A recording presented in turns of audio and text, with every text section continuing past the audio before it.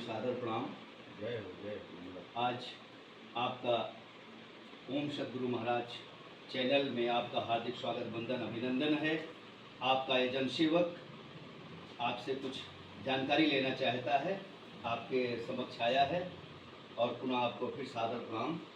हम जानना चाहते हैं महाराज जी, आपका नाम क्या है और आप कहाँ से बिलोंग करते हैं? मेरा नाम राष्ट्रवादी कथावाचक पंडित सच्चिदानंद त्रिपाठी जी।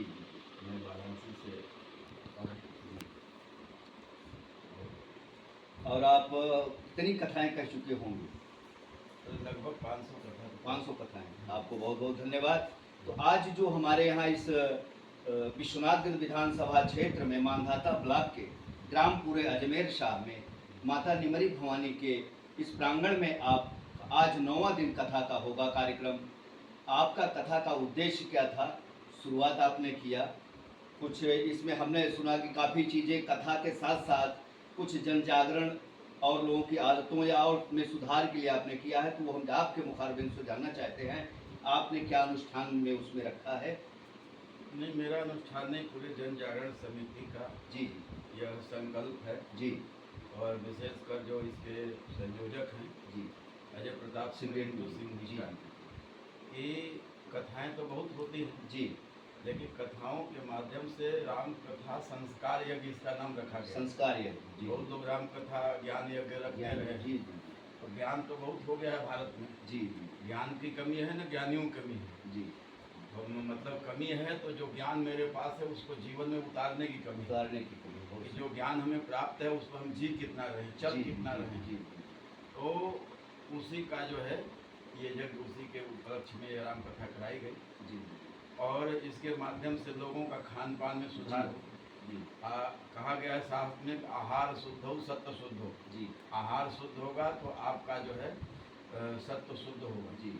तो जब आहार शुद्ध होगा तो विचार शुद्ध होगा, विचार शुद्ध होगा तो व्यवहार शुद्ध होगा, व्यवहार शुद्ध होगा तो संस्कार शुद्ध होगा। जी सर। और जब संस्कार शुद्ध होगा तो हम देवत्व को पाएंगे। जी। शास्त्र कहता है कि देवम भूत्वा देवम यजे। जी सर। देवता बन के तब देवता की पूजा करो। अब हम देवता बने ही नहीं, अभी हमारे अंदर राक्षस पाना भरा हुआ। जी। हम चल के निमरी भवानी चाहे मैहर देवी उन्हें पूजा करें। जी।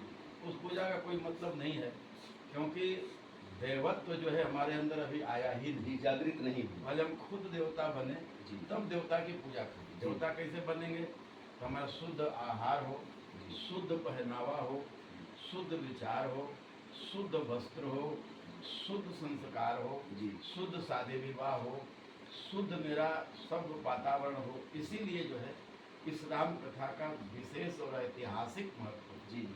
हाँ, बहुत अच्छा हुआ। हमने एक चीज़ और सुना, जो जन जागरण समिति के अध्यक्ष हैं रामचंद्र मिश्र शास्त्री जी ने वो पान बहुत खाते थे।